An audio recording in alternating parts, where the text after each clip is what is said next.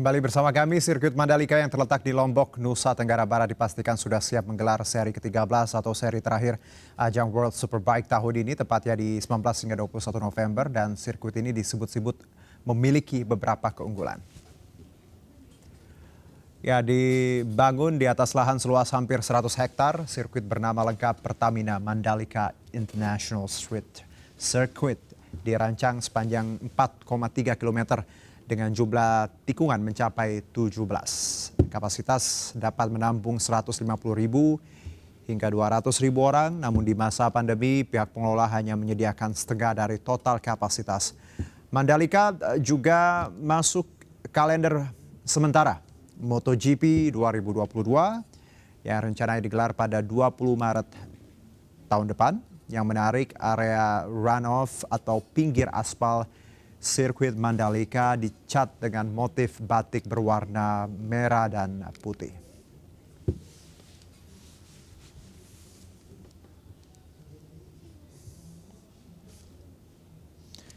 Ya, sirkuit Mandalika dipastikan siap menggelar ajang World Superbike seri ke-13 atau seri terakhir tahun ini di 19 hingga 21 November.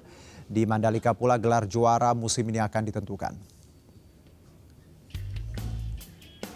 Dua nama pebalap bersaing mencapai puncak klasmen, yakni pebalap tim partai Yamaha Toprak Razga Clio Blue dan tim Kawasaki Racing Team Jonathan Rea. Ada total 62 poin akan diperebutkan keduanya di Mandalika. Di sirkuit Mandalika, sejarah penting pemenang utama ajang WSBK musim ini akan terjadi.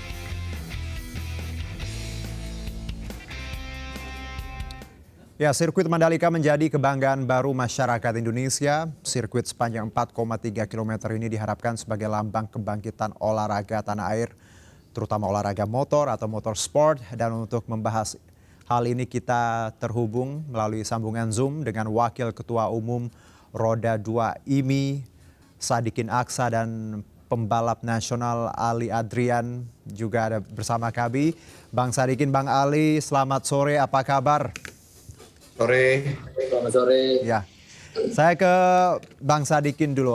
Momentum dari Mandalika ini, apakah Anda melihat bahwa ini juga jadi PR kita bersama bagaimana nantinya memajukan motorsport di tanah air, bukan hanya bicara bisnis, tapi ada keberlangsungan dari industri balap tanah air. Seperti apa Bang Sadikin? Ini momentum baik ya, dengan adanya Mandalika di ujung tahun 2021, di mana pemerintah juga sekarang lagi kembali untuk menggerakkan ekonomi ya, di pasca pandemi COVID ini.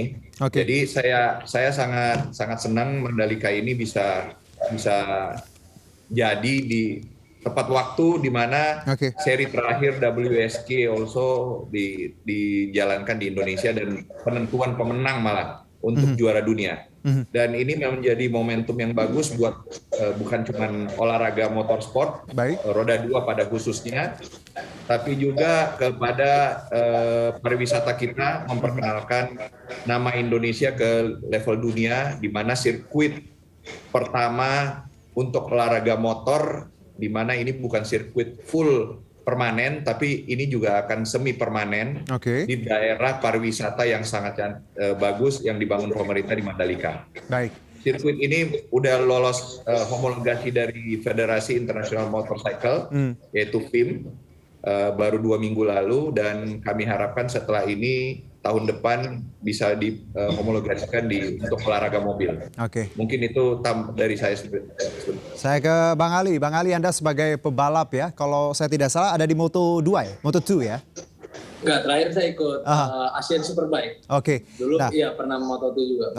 Bicara mengenai Anda sebagai pebalap, tentunya ini punya kedekatan personal ya ketika bicara mengenai sirkuit. Bagaimana Anda melihat Mandalika dan masa depan balap di tanah air?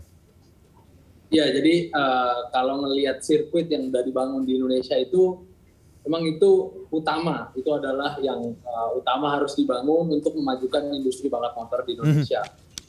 Dengan sirkuit ini yang bertaraf internasional, yang sudah terhomologasi, yang seperti dikatakan Pak Sadikin tadi, sama FIM itu, dan sudah ada World Superbike di sini. Insya Allah Maret depan ada MotoGP. Itu akan satu membangun semangat secara psikologis untuk pembalap-pembalap Indonesia, dan industri balap Indonesia pasti akan maju. Baik. Kalau kita bicara mengenai keberlangsungan nantinya, kita tidak ingin satu sirkuit atau satu sarana olahraga dibangun, tapi hanya ketika ada lomba sirkuitnya dibuka, dimanfaatkan, tapi ketika tidak ada lomba ditutup dan tidak ada keberlangsungan untuk industri olahraga di tanah air. Bagaimana kalau Bang Ali melihat bahwa nantinya ke depan agar memang ada bibit-bibit baru, kita tidak hanya istilahnya nepokin orang lain, tapi kita juga nepokin talenta-talenta kita di tanah air yang berlaga di sirkuit itu. Iya, jadi memang pembalap itu harus berkelangsungan lah latihannya itu, dan sangat-sangat intens. Nah, cuman saya yakin dengan adanya sirkuit ini itu adalah sarana yang utama untuk memajukan industri balap motor Indonesia dan memajukan pembalap-pembalap di Indonesia ini itu sendiri. Jadi menurut saya insya Allah ini udah pasti maju lah pembalap motor Indonesia gitu, dengan adanya sirkuit Mandalika ini. Ke Bang Sadikin, sama Bang, gimana agar nanti kita tidak hanya jadi tadi tuan rumah untuk kemenangan orang, tapi kita punya juga talenta-talenta yang lahir dari sarana olahraga yang kita bangun, contohnya Mandalika. Oh iya, ini sudah pasti. Seperti yang dikatakan Ali tadi, salah satu keterlambatan kita membangun atlet dalam motorsport ini sebagai roda dua itu adalah kendala sirkuit. Sirkuit kita ini sekarang sudah ada, kemarin ada cuma satu, Sentul, dan sekarang ada Mandalika. Dengan ini saya yakin banyak pembalap-pembalap baru akan keluar, yang keluar kandang lah, yang dulu hanya balapan motor bebek kita kenalnya, ya, balapan underbone. Sekarang dengan adanya sirkuit besar ini, balapan motorsport ini akan maju. Saya yakin sekali, dan kami harap sirkuit Mandalika ini juga jangan cuma fokus dengan balapan internasional, tapi di waktu tidak ada balapan internasionalnya harus ada balapan nasional juga dan balapan Asianya. Gitu. Jadi agar tadi ada tiap tahun terus ada agenda ya Bang ya, tiap bulan kalau bisa untuk tadi motorsport. Kalau bisa tiap bulan, jangan tunggu setahun. Kalau bisa tiap bulan. Selain itu Bang, Bang Sadikin, apa yang perlu dibangun di sini untuk infrastruktur agar industri balap di tanah air, let's say Mandalika untuk jadi pusatnya, selain ada lomba ataupun kompetisi tiap bulan, apakah beberapa tadi IMI ataupun stakeholder terkait harus berkantor di sini agar nanti memang punya industri di sana, seperti itu? Sebenarnya begini, industri kita di Indonesia ini ada akademi balap. Banyak sekali yang terjadi di sirkuit-sirkuit kecil yang ada di Indonesia. Kita mempunyai kurang lebih ada 30 sirkuit kecil di seluruh Indonesia.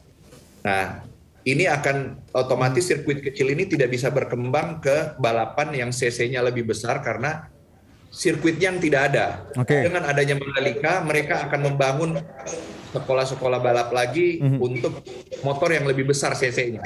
Sekarang CC-nya hanya maksimum CC motor bebek, motor kecil ya, 150 maksimum. Nanti dengan adanya sirkuit Mandalika ini, balapan motor 250 cc ke atas udah bisa latihan, udah bisa membuat akademi-akademi yang baru. Jadi pembalap-pembalap Indonesia tidak harus terbang ke Eropa untuk belajar ya, seperti yang Ali alami waktu itu ya. Ali untuk mendapatkan skill yang bagus, nggak perlu ke Spanyol gitu ya. Skillnya Ali nggak bertingkat, tapi harus ke Eropa. Dengan adanya sirkuit Mandalika ini, saya harap makin banyak pembalap Indonesia yang bisa latihan di sirkuit Mandalika dan punya varian yang lebih ya, ada Sentul dan Mandalika gitu. Saya ke Bang Ali, Anda sependapat dengan ini bahwa agar terbangun ekosistem industri balap di tanah air ya, khususnya di Mandalika, tidak hanya tadi sirkuitnya dibangun, tapi ada hal-hal lain, termasuk tadi dimanfaatkan untuk latihan. Dan saya pernah dengar Bang Ali juga sempat ke Spanyol hanya untuk latihan karena kita tidak memadai, seperti itu. Iya, jadi memang unsur-unsur lain itu memang sangat-sangat penting gitu. Jadi latihan adalah hal yang utama untuk satu pembalap. Jadi latihan itu kalau dipresentasekan itu bisa 80-90%, eksekusi balap itu hanya 10% aja gitu. Jadi di latihan itu sendiri harus benar-benar penting lah, sangat-sangat unsur sangat penting. Satu itu, nomor dua dari timnya, nanti dari faktor-faktor lainnya yang mendukung di balapan itu sendiri gitu. Oke. Jadi ya saya amazed lah dengan pertama kali terjadi sirkuit ini ya sama Pak Sadikin, sekarang sama Pak Bamsud ketua ini, luar biasa lah. Bisa terjadi kalau misalnya saya ini terjadi dari dulu, akan beda ceritanya gitu. Kalau dari dulu kenapa ya Pak ya? Kita bisa punya Rossi sendiri ya, atau Marquez sendiri ya? Saya yakin dari 270 sekian juta jiwa orang di Indonesia, kalau kita ngelihat di lampu merah di Jakarta aja, tiap kali lampu merah itu mau start itu manajer saya datang ke Indonesia dia bilang, kok setiap di lampu merah ada Moto3 mau start katanya gitu. Jadi kalau bicara nyali dan lain-lain, Indonesia tidak kalah sama negara luar, itu yang saya pelajari, cuman tidak ada infrastrukturnya waktu itu. Baik. Gitu. Jadi kita harus ke Spanyol, jauh dari keluarga, jauh dari teman-teman dan lain-lain, untuk bisa punya skill yang sama dengan balap-balap dunia gitu. Tapi dengan adanya sirkuit di Indonesia, di tanah kita ini sendiri, itu akan memberikan semangat yang berbeda lah. Untuk bisa berkompetisi di ajang dunia. Ya, karena kalau bicara talent atau bakat ya, kita tahu orang Indonesia luar biasa, dan saya sempat baca juga bahkan orang luar juga miss gitu dengan teknisnya kita, bagaimana motor bebek bisa jadi sengebut itu kadang ya untuk balapan. Saya ke Bang Sadikin lagi Bang. Selain tadi ada sirkuit, mungkin kedepannya akan ada akademi-akademi yang dibangun di sana untuk melahirkan calon pebalap-pebalap mahir. Ada hal lain yang bisa kita manfaatkan dari Mandalika yang sudah jadi seperti ini, yang sudah dibangun. Apa Bang Sadikin mungkin? Pertama, dengan adanya Mandalika ini sebenarnya udah membuka industri motorsport ya. Kita bukan bicara industri otomotif, tapi industri motorsport. Karena industri motorsport di dunia ini adalah very big business.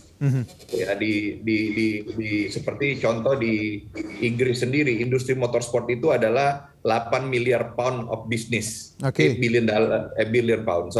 So ini akan menjadi industri baru di Indonesia. Contohnya akan ada tim pembalap, ada akademi, ada spare part yang akan dibikin di Indonesia. Jadi it's gonna be ini ya, udah akan berkembang.